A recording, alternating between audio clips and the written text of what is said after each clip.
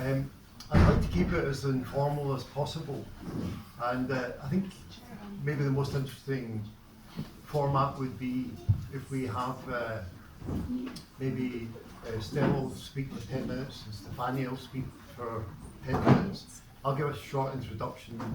Then we have maybe about 30 minutes of Q&A, maybe more, depending if we sort of stick to it. Because to me, I find the questions quite more interesting than anything I want to say. In that introduction, you said that most of you know who I am. I very much doubt it. I've been in The Guardian for 30 years, and I retired in January finally. I was best known, at least in The Guardian, for the coverage of Edward Snowden. I went with Glenn Greenwald and Laura Poitras to Hong Kong and interviewed Snowden and did the stories after that. But before that, I was involved with Julian and WikiLeaks. I was Guardian's Washington Bureau Chief in 2010 when the first of the Cablegate stories came. And so I wrote a few of the stories, but I was mainly there for the reaction, the angry reaction from Hillary Clinton at the State Department, from people like Joe Biden, who was then a senator and who called Julian a terrorist. High-tech terrorist. You're exactly right, high-tech terrorist. And so I was involved in that. You know, from the outset, I thought this whole idea of prosecution was ridiculous. This was an act of journalism that journalists and the rest of the world benefited from. And as each year has passed, it seemed more and more, this persecution has seemed more and more ridiculous. I'm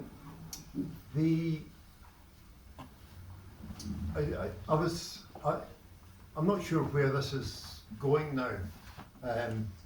It seems astonishing to me that Julian's still in jail more than 5 years on. I was in Washington in December and I was talking to American reporters there, and they said that the Biden administration was, as we've since heard, maybe considering some sort of deal that would see him free. But the American reporters added a caveat. They said there was no real pressure from the media in the US, and there's no pressure, substantial pressure from US politicians.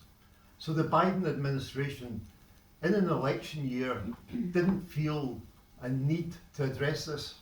So if there'd been pressure on them from the US media or from US politicians, maybe that would have changed. So I'm not sure. The main pressure in America seems to be coming from the Australian government, and if Biden was going to react to anything, I think that would be the only thing he would really react to. As for the UK, I'm embarrassed that the UK didn't finish this a long time ago. When Gary McKinnon was involved in something, 20 years ago, it was a Conservative Home Secretary, Theresa May, that said he's not been extradited to the US. And I don't understand why the same thing hasn't happened here. If there's a Labour government, can we expect some sort of hope that Keir Starmer is going to... it was Cameron's DPP, wasn't it? He was, yeah. He was, yeah. So I don't see any hope there. So the only hope, maybe Biden will change, maybe the Australian government, maybe through the legal actions that Stella can tell us about here. I've known both Stella and Stefania for 7 years. I met with both of them the first time in 2017. Stefania gave me this copy of the book when it first came out, and she put a quote in.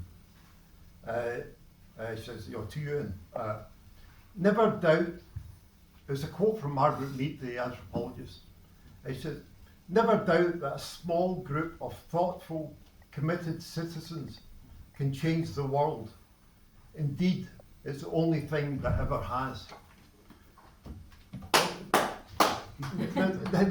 This idea of sometimes you have small groups that sound like the voice in the wilderness or not making an impact. I'm sitting beside two people that have made a real difference. Stella, I met first time in the Ecuadorian embassy with Julian. She's a human rights lawyer. She's married to Julian. But over the last 7 years, I think she's changed the mood. In 2017, there was a lot of hostility towards Julian. I think Stella, who's been at the forefront of the campaign, has changed the dial.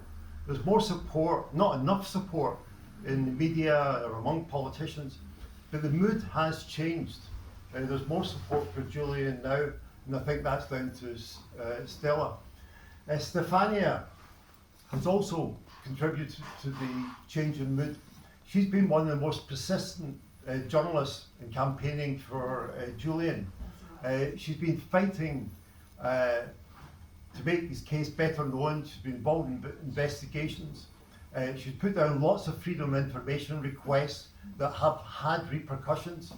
And quite often she's paid for this out of her own pocket. She's not been supported by some big media organisation. She's doing it herself, and she just keeps on going. One of the stories she produced as a result of a freedom of information request showed up the British Crown Prosecution Service engaged in some underhand, dubious practices in relationship to the discussions and negotiations with the Swedish government at the time. The implication of that was that the British government didn't want to resolve this. They just wanted to keep it going. It became a front page in the Splash in the Guardian, and that was down to Stefania. And a final point, on the same subject, just last month, John MacDonald and other British MPs have taken this up and asked parliamentary questions about the role of the Crown Prosecution Service in Julian's case. And they have to answer these questions. So I'll hand over now to Stella. Yeah.